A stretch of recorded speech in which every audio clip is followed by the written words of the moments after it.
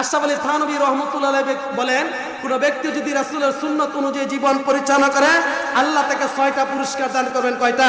জোরে বলেন, সর্বশেষ কথা কয়টা? কয়টা? আল্লাহ রাসূল সাল্লাল্লাহু আলাইহি ওয়াসাল্লামের সুন্নাত অনুযায়ী কোন মানুষ জীবন যাপন করলে তাকে 6টা পুরস্কারে পুরস্কৃত করবেন। কয়টা? 1 নাম্বার পুরস্কার, কোন মানুষ যদি সুন্নাত অনুযায়ী জীবন পরিচালনা করে তার মোহাব্বত নেককার মানুষের অন্তরের ভিতরে ঢুকাই দিবে। সুবহানাল্লাহ। আবার বলি, অর্থাৎ আপনাকে নেককার মানুষেরা মোহাব্বত করবে। দেখবেন আপনার টাকা নাই, পয়সা নাই, বাড়ি গাড়ি তেমন কিছু নাই, ভালো কোনো কিছু নাই, কিন্তু নেককার মানুষ যারা, পরহেজগার মানুষ যারা, উলামায়ে কেরাম, পীর বুজুর্গ, সমাজের ভালো মানুষ যারা, তারা আপনাকে মহব্বত করবে, কারণ আপনার জীবনটা আপনি সুন্নত অনুযায়ী পরিচালনা করেন। কথা ঠিক না বেটি?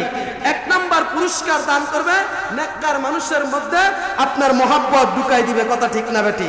2 নাম্বার, কোন মানুষ যদি সুন্নত অনুযায়ী জীবন পরিচালনা করে রব্বে কারীম তার জীবনটাকে গুনাহমুক্ত দান করবেন। সুবহানাল্লাহ। গুনাহমুক্ত জীবন দান করবেন, গুনাহ করতে মনে চাইবে না। কথার কথা, আমি আর আপনি যদি দাড়ি রাখি, এই দাড়ি রাখলে দেখবেন বলা সিনেমা দেখতে কষ্ট হয়। কথা ঠিক না বেটি? সিনেমা দেখতে, টিভির ঘরে বসতে কষ্ট হয়, পর্দার সামনে বসতে কষ্ট হয়, কারণ মনে মনে এই খেয়াল আসে, আরে মানুষ বলবে দাড়ি রেখে এই কাজ করতেছ।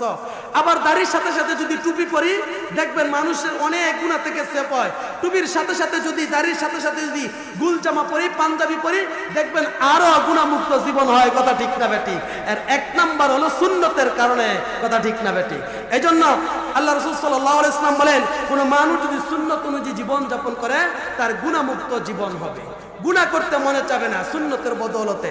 নাম্বার 3, আমি আর আপনি যদি জীবন সুন্নত অনুযায়ী পরিচালনা করি, গোটা পৃথিবীর মাখলুকাত আমাকে আপনাকে ভয় পাবে। সুবহানাল্লাহ। গোটা পৃথিবীর সমস্ত মাখলুকাত আমাকে আপনাকে ভয় পাবে।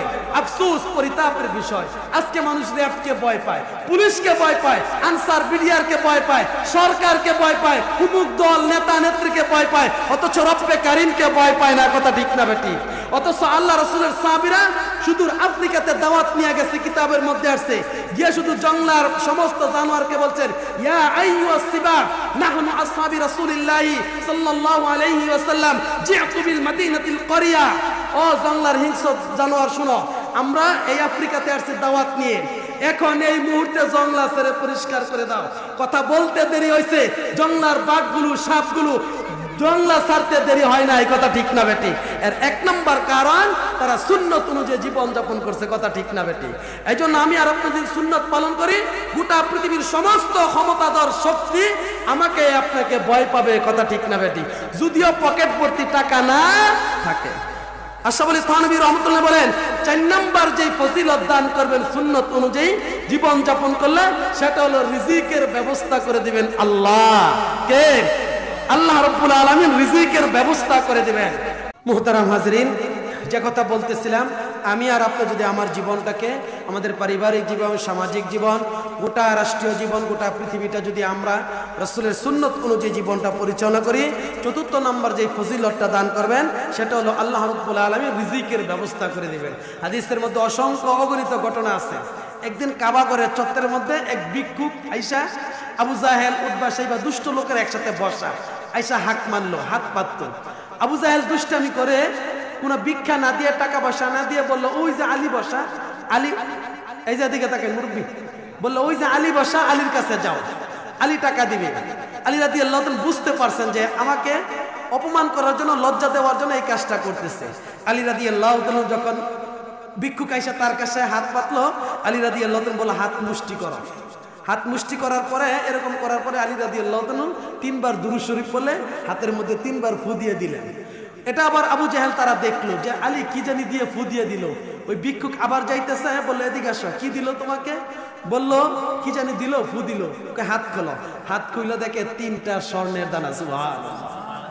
এটা হলো রাসূলের সুন্নাত, সুন্নতের বদৌলত। এই জন্য আমরা যদি আমাদের জীবনকে সুন্নত অনুযায়ী পরিচালনা করি, রিজিকের পেরেশানি আমাদের করতে হবে না, আল্লাহ বাও করে দিবেন, আল্লাহ পেরেশানি দূর করে দিবেন। 5 নাম্বার যেই ফজিলতটা আল্লাহ দান করবেন। আশরাফ আলী থানভী রহমাতুল্লাহ বলেন, সুন্নত অনুযায়ী জীবন পরিচালনা করলে ঈমানের সাথে মৃত্যু হবে। সুবহানাল্লাহ। আর একজন মুমিনের সবচেয়ে বড় পাওয়া চাওয়া হলো এটা, যে আমার মৃত্যুটা ঈমানের সাথে হয়। ঈমানের সাথে মৃত্যু হলে ডাইরেক্ট জান্নাতি। সুবহানাল্লাহ।